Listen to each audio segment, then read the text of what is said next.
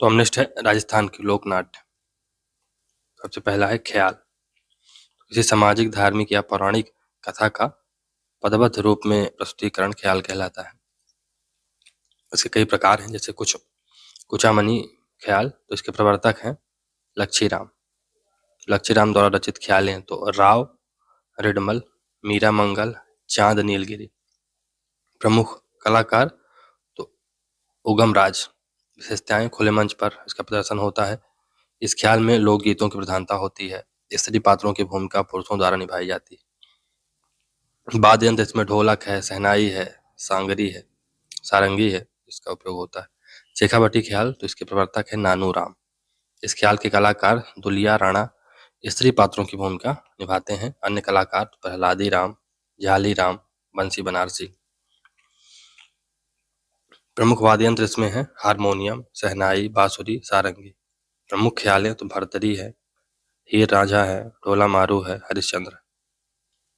जयपुरी ख्याल, तो स्त्री पात्रों की भूमिका स्त्रियों द्वारा ही निभाई जाती है। प्रमुख ख्याल है जोगी जोगन, कान गुजरी, मियाँ बीबी, रसीली तंबोलन। अली बख्शी ख्याल, ये अलवर में होता है। प्रवर्तक है अली बख्श मुंडावर का। कन्हैया ख्याल, ये करौली और सवाई माधोपुर धौलपुर रीजन में होता है। इस ख्याल की प्रमुख जो कथा है वो कहन है तथा मुख्य पात्र मेड़िया कहलाता है। तो प्रमुख कथा कहन और मुख्य पात्र मेड़िया कहलाता है। गप्पाली ख्याल, ये अलवर भरतपुर क्षेत्र में खाया जाता है। तुर्रा कलंगी ख्याल, ये इसके प्रवर्तक हैं शाह अली व तुनकगीर। तुर्रा तो शिव का प्रतीक है, कलंगी है पार्वती का प्रतीक है। वाद्य यंत्र चंग है। फिर इस ख्यालों के संवादों को बोल कहा जाता है। इस ख्याल का प्रदर्शन डगल कहलाता है। इस ख्याल में दर्शक भी भाग लेते हैं। प्रमुख कलाकार कौन कौन से हैं तो जयदयाल सोनी, ताराचंद ठाकुर, ओमकार सिंह, चेतराम, हमीर बेग।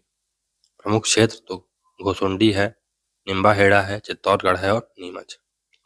हेला ख्याल, तो इसमें दौसा, लालसोट और सवाई माधोपुर में ये किया जाता है। प्रमुख वाद्य यंत्र नौबत है, नौबत। रम्मत तो बीकानेर व जैसलमेर क्षेत्र में होली के अवसर पर आयोजन इसका किया जाता है। रम्मत का आयोजन खुले मंच पर किया जाता है। इसमें वाद्य यंत्र नगाड़ा, ढोलक, तबला, चिमटा, हारमोनियम का उपयोग किया जाता है। कलाकार तो इसमें मनीराम, तुलसीराम फागू, तेज कवि और महाराज सुआ है। तेज कवि ने श्री कृष्ण कंपनी नाम से रम्मत का अखाड़ा शुरू किया है। 1943 में इन्होंने महात्मा गांधी को स्वतंत्र बावनी भेंट की थी। रम्मत की शुरुआत फक्कड़ दाता की रम्मत से होती है। प्रमुख रम्मतें तो आचार्यों का चौक, अमर सिंह की रम्मत, बिस्सों का चौक, चौबेल नौटंकी की रम्मत, फिर किकाणी व्यासों का चौक, ये जमुना दास की रम्मत। तमाशा ये जयपुर में होता है। प्रवर्तक कौन है बंसीधर भट्ट है। सवाई प्रताप सिंह के समय इसकी शुरुआत हुई थी। अन्य कलाकार तो गोपी जी भट्ट हैं, फूल जी भट्ट और वासुदेव भट्ट हैं। प्रमुख तमाशे तो गोपी चंद, हीर रांझा। नौटंकी तो भरतपुर, धौलपुर, करौली और सवाई माधोपुर में होती है।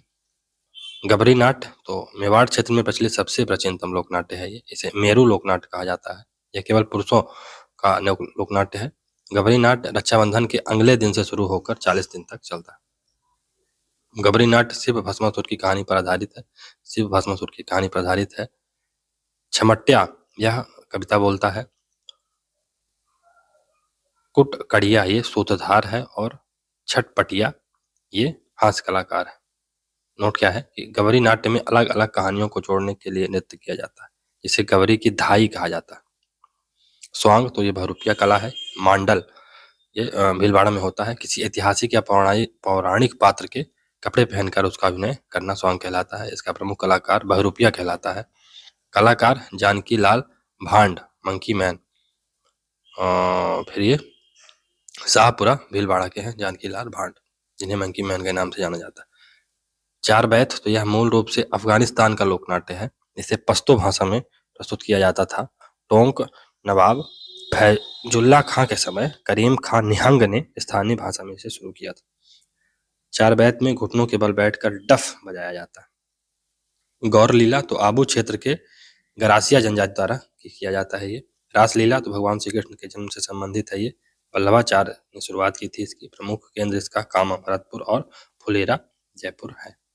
रामलीला तो तुलसीदास ने इसकी शुरुआत की थी। बिसाऊ झुंझुनू की मूक रासलीला प्रसिद्ध है। और अटरू बरा में धनुष को जनता द्वारा तोड़ा जाता है। वेंकटेश रामलीला ये भरतपुर की प्रसिद्ध है। वेंकटेश रामलीला।